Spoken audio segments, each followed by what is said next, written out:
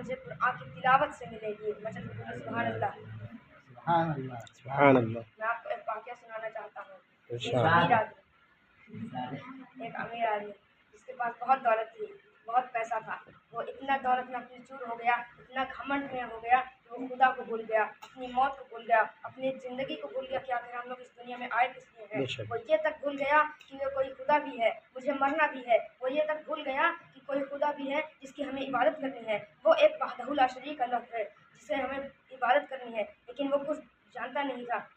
وہ اپنی دولت کے گھمنڈ میں سب بھول چکا تھا۔ ایک دن حضرت جبرائیل علیہ السلام کو حکم ملا کہ اے جبرائیل اس کے گھر پر جائیے۔ حضرت اسرائیل علیہ السلام اس کے گھر پہ گئے۔ وہ بھی ملک الموت بن کے نہیں، صرف ایک نارمل آدمی بن کے گئے۔ وہ اس کے گھر پہ ایک آدمی بن کے گئے، ایک فقیر بن کے گئے۔ جب اس کے گھر پہ گئے تو اس کے گھر پہ دستک دی، اس کے گھر سے دستک دی تو آواز آئی، کون ہے؟ حضرت اسرائیل علیہ السلام نے ارشاد فرمایا کہ میں ہوں، ایک فقیر، ایک مانگنے والا آیا ہوں۔ تو اس کے نوکر چاکر نکلے، باہر آئے اور دیکھا ایک فقیر ہے، تو اس نے اسے دھکا دے کر بھگا دیا۔ اس نے کہا کہ اے فقیر تو چلا جا یہاں سے، یہ ہمارے مالک کا گھر ہے، یہ ایک بہت بڑے سرتاج کا گھر ہے، ایک بہت بڑے سلطان کا گھر ہے، یہاں پر کوئی بھی غریب اور فقیر کی آدمی نہیں آ سکتا۔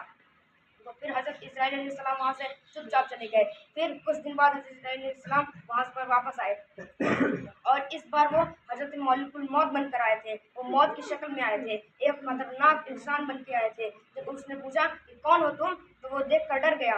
حضرت اسرائیل علیہ السلام نے فرمایا کہ میں ملک الموت ہوں، میں تمہارے مالک کی روح قبض کرنے آیا ہوں۔ تو نوکر اس کے گئے اور مالک سے بتایا۔ حضرت اسرائیل علیہ السلام بلا اجازت اندر گھس گئے، اور حضرت اسرائیل علیہ السلام نے جب اس آدمی سے کہا کہ میں تیری جان لینے آیا ہوں، وہ آدمی رونے لگا اور معاف کرنے لگا، کہنے لگا کہ اے ملک الموت میری جان مت لیجیے۔ وہاں پر سبھی لوگ رونے لگے، بولنے لگے کہ اے ملک الموت ہم میں سے کسی کی جان لے لیجیے، ہم سبھی کی جان لے لیجیے، لیکن ہمارے مالک کی جان بخش دیجیے۔ آدمی بہت افسردہ ہو گیا، آدمی بہت اپنے کیے پر بہت پچھتانے لگا۔ حضرت اسرائیل علیہ السلام نے اسے یاد دلایا کہ کوئی خدا بھی ہے، ایک دن مرنا بھی ہے، لیکن وہ آدمی اپنی دولت کے گھمنڈ میں اتنا چور ہو چکا تھا، لیکن اسے اب بہت دیر ہو چکی تھی۔ حضرت اسرائیل علیہ السلام اس کی روح قبض کرنے والے تھے۔ اس سے پوچھا کہ اے آدمی بتا تیری کوئی آخری خواہش ہے؟ تو اس آدمی نے کہا کہ میں آخری بار میں کچھ کہنا چاہتا ہوں۔ اس نے اپنے تمام نوکروں سے کہا، اپنے نوکر چاکروں سے کہا کہ کیا میری ساری دولتوں کو تم میرے سامنے لا کر رکھو۔ اس کی ساری دولتوں کو اس کے سامنے لا کر رکھا گیا۔ اس نے اپنی دولتوں سے کہا کہ اے دولت میں نے تجھے ساری زندگی حاصل کرنے کی کوشش کی، لیکن آج جب میں مر رہا ہوں تو آج نہ میرے نوکر چاکر کام آ رہے ہیں، نہ میری دولت کام آ رہی ہے، نہ میری بیوی بچے کام آ رہے ہیں، نہ میرا کوئی دولت کام آ رہا ہے، نہ میرا یہ بنگلہ کام آ رہا ہے، نہ میری گاڑیاں کام آ رہی ہیں، تو آخر میرا کام کیا آئے گا؟ حضرت اسرائیل علیہ السلام نے فرمایا کہ اے شخص، اے گنہگار انسان، تجھے کام صرف قرآن کی تلاوت دے گا، قبر میں کام صرف اللہ کی عبادت آتی ہے۔ تو حضرت اس نے کہا، دولت سے آواز آنے لگی، وجل بولی سبحان اللہ، سبحان اللہ۔ دولت سے آواز آنے لگی کہ اے آدمی تو نے ساری زندگی ہمیں پانے کی تو کوشش کی، لیکن تو اللہ کو بھول گیا، اللہ کی پانے کی کوشش نہیں کی تو نے، تو اللہ کو بھول گیا تھا، اپنے نبی کو بھول گیا تھا، تو اپنی موت کو بھول چکا تھا، اسی لیے آج تو جہنم میں جا رہا ہے، آج تو مر رہا ہے اور ہم کچھ نہیں کر سکتے تیرے لیے۔ اس کے بیوی بچے بھی کہنے لگے ہم کچھ نہیں کر سکتے تیرے لیے، اس کے نوکر چاکر بھی کہنے لگے ہم کچھ نہیں کر سکتے تیرے لیے۔ اس کی ساری دولتوں میں سے آواز آنے لگی کہ آج تو مر رہا ہے تو ہمارے کام نہیں آئے گا، تو نہ تو ہم تیرے کام آئیں گے، نہ تو ہمارے کام آئے گا، نہ ہم تیرے ساتھ قبر میں جائیں گے، نہ تو مرنے کے بعد ہمارے ساتھ دنیا میں رہے گا، بلکہ تو اکیلا قبر میں جائے گا، اکیلا دنیا میں آیا تھا۔ بولیے سبحان اللہ۔ سبحان اللہ، بے شک۔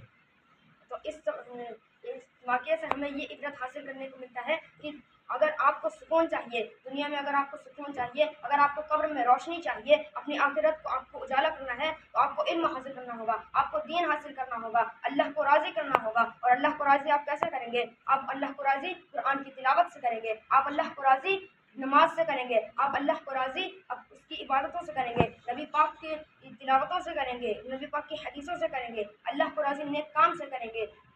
ضروری نہیں کہ کسی کو اگر دو تو لاکھ روپے ہی دو، کسی کو اگر کسی کی مدد کرو تو سب کو دکھا کر 50 لاکھ ہی دو، 100 روپے بھی اگر آپ نے دے دیے، لیکن اگر آپ اس نیت سے دیتے ہیں کہ اللہ دیکھ رہا ہے، میں اللہ کے لیے اس کی مدد کر رہا ہوں، تو آپ کا وہ 100 روپے بھی لاکھ کے برابر کام آئے گا۔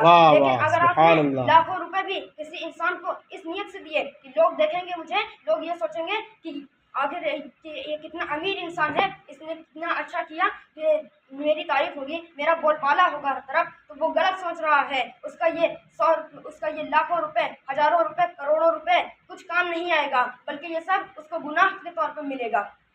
بولے سبحان اللہ. سبحان اللہ.